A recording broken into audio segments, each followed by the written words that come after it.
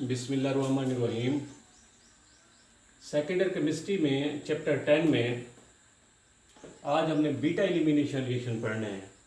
ये beta elimination को 1-2 elimination भी कहते हैं। ये बीटा एलिमिनेशन रिएक्शन क्या है? The reaction in which 2 atom are removed from the adjacent carbon atom to form a multiple bond. ये ऐसे एलिमिनेशन रिएक्शन है कि जिसमें दो ग्रुप एडजेसेंट कार्बन एटम से रिमूव होते हैं।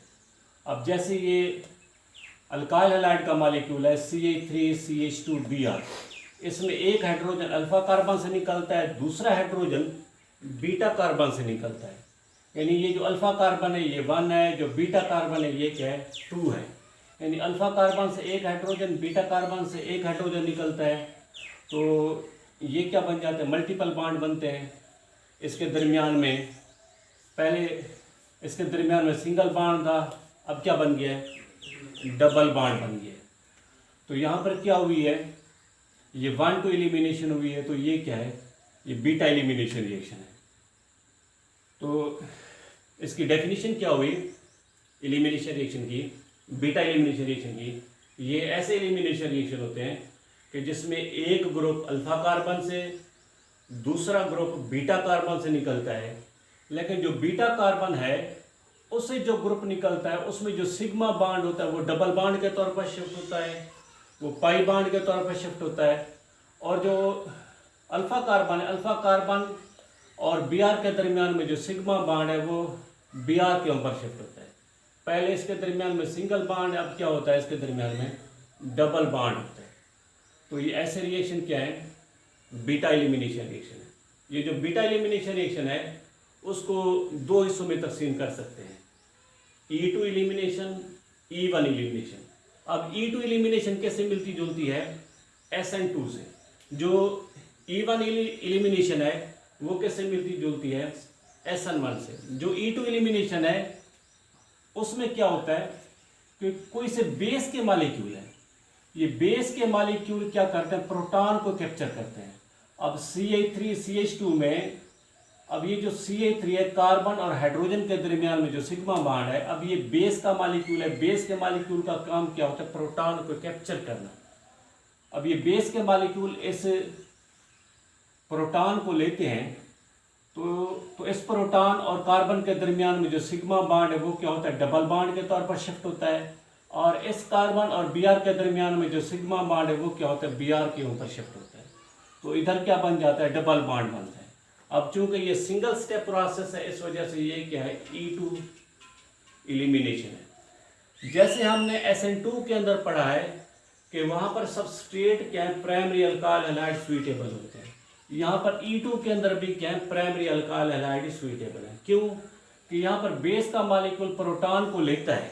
अगर यहाँ पर CH3 होते तो यहाँ पर प्रोटॉन को लेना मुश्किल होता due to the steric hindrance. यहाँ पर स्टेरिक हिंड्रेंस की वजह से यहाँ पर प्रोटॉन को लेना क्या होता? मुश्किल होता। तो जैसे हमने SN2 के अंदर बेस्ट सबस्ट्रेट क्या पढ़ा था? Primary alkyl halide. इसी तरीके से E2 के अंदर भी बेस्ट सबस्ट्रेट क्या है? प्राइमरी अल्काइल हैलाइड है। अब इसकी मॉलिक्यूलरिटी क्या है? Molecularity mean number of molecule takes parts in the slow step. Slow step में कितने मॉलिक्यूल हिस्सा लेते हैं? तो दीज आर द मॉलिक्यूलरिटी। अब जो E2 एलिमिनेशन है इसके अंदर चूंकि सारे का सारा रिएक्शन सिंगल स्टेप है, इसके अंदर दो मॉलिक्यूल हिस्सा लेते हैं, एक बेस का मॉलिक्यूल, दूसरा अल्काइल हैलाइड का मॉलिक्यूल। तो यहाँ पर कितने मॉलिक्यूल हुए? 2 मॉलिक्यूल हुए, एक बेस का, दूसरा सबस्ट्रेट का मॉलिक्यूल है। तो इसकी मॉलिक्यूलरिटी कितनी है? 2 है, सेकेंड है। इसी तरीके से रेट ऑफ रिएक्शन किसके ऊपर डिपेंड करते हैं? जैसे हमने SN2 के अंदर पढ़ा था कि रेट ऑफ रिएक्शन किसके ऊपर डिपेंड करते हैं? न्यूक्लियोफाइल और अल्काइल हैलाइड के ऊपर। इसी तरीके से E2 के अंदर हमने ये पढ़ना है कि रेट ऑफ रिएक्शन किसके ऊपर डिपेंड करता है? बेस के ऊपर डिपेंड करता है और साथ अल्काइल हैलाइड के ऊपर डिपेंड करता है। तो इसका ऑर्डर ऑफ रिएक्शन कितना हुआ?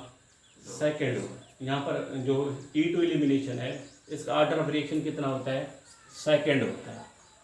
इसी तरीके से हमने E1 एलिमिनेशन पढ़नी है। अब जो E1 एलिमिनेशन है वो किससे मिलती जुलती है? SN1 से मिलती जुलती है। अब इवन एलिमिनेशन में और SN1 में जो पहला स्टेप होता है वो स्लो होता है। अब पहले स्टेप में क्या होता है, फॉर्मेशन ऑफ कार्बोकेटाइन, यानी पहले स्टेप में क्या बनता है, कार्बोकेटाइन यानी E1 और SN1 में सेम होता है। और जो दूसरा स्टेप होता है वो क्या है, डिफरेंट है। यानी जो SN1 रिएक्शन में क्या होता था, दूसरे स्टेप में कोई न्यूक्लियोफाइल का मॉलिक्यूल किसके ऊपर अटैक करता था, इलेक्ट्रोफिलिक कार्बन के ऊपर। लेकिन यहाँ पर डिफरेंट क्या है, यहाँ पर बेस का मॉलिक्यूल क्या करता है, प्रोटॉन को लेता है। यानी प्रोटॉन और कार्बन के दरमियान में जो सिग्मा बॉन्ड है वो क्या होता है, डबल बॉन्ड के तौर पर शिफ्ट होता है। तो यहाँ पर क्या बनते हैं, अल्कीन के मॉलिक्यूल बनते हैं। अब इवन एलिमिनेशन में क्या है कि यहाँ पर कोई सा टर्शियरी अल्काइल हैलाइड मॉलिक्यूल है, इसकी पहले क्या होती है, आयोनाइजेशन होती है। तो यहाँ पर क्या बनते हैं, टर्शियरी कार्बोकेटाइन बनते हैं। This is a slow step process. अब ये पहला स्टेप क्या है, स्लो स्टेप है। दूसरे स्टेप में क्या होता है, दूसरे स्टेप में कोई से बेस के मॉलिक्यूल किसी एक प्रोटॉन को लेते हैं। अब ये CH3 को हम ऐसे भी लिख सकते हैं, CH2H भी लिख सकते हैं। अब ये बेस का मॉलिक्यूल क्या करेगा, इस प्रोटॉन को लेगा। प्रोटॉन और कार्बन के दरमियान में जो सिग्मा बॉन्ड है वो क्या होगा, डबल बॉन्ड के तौर पर शिफ्ट होगा। और इधर से जो हाइड्रोजन है निकलेगा, इधर से हाइड्रोजन है, तो ये क्या बन जाएंगे, वाटर के मॉलिक्यूल, और साथ क्या बने, अल्कीन के मॉलिक्यूल बने।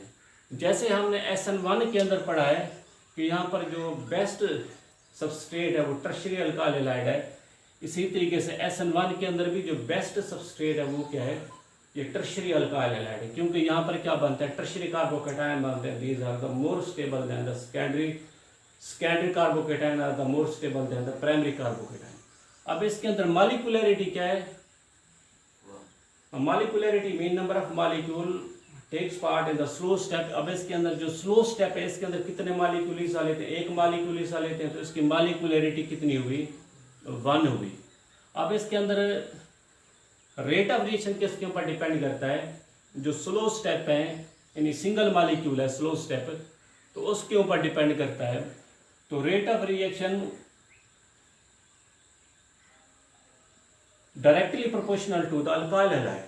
ये रेट ऑफ रिएक्शन किसके ऊपर डिपेंड करते हैं, अल्काइल हैलाइड के मॉलिक्यूल के ऊपर डिपेंड करते हैं। तो यहाँ पर ऑर्डर ऑफ रिएक्शन क्या हुआ, फर्स्ट हुआ।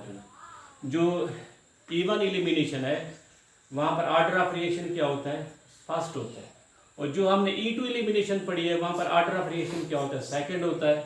और जो हमने E2 एलिमिनेशन पढ़ी है वहाँ पर मॉलिक्यूलरिटी कितनी है, 2 है। और जो हमने E1 एलिमिनेशन पढ़ी है वहाँ पर मॉलिक्यूलरिटी कितनी है, 1 है। और जो हमने E2 एलिमिनेशन पढ़ी है वहाँ पर बेस्ट सबस्ट्रेट क्या होता है, प्राइमरी अल्काइल हैलाइड होता है। इसी तरीके से जो E1 एलिमिनेशन है वहाँ पर बेस्ट सबस्ट्रेट क्या है, ये टर्शियरी अल्काइल हैलाइड है। तो यहाँ पर हमने बीटा एलिमिनेशन रिएक्शन और comparison between the E1 elimination and E2 elimination. जो E1 एलिमिनेशन है वो कैसे मिलती जुलती है, किस सब्स्टिट्यूशन से, SN2 से। जो E1 एलिमिनेशन है वो किससे मिलती जुलती है, SN1 से मिलती जुलती है।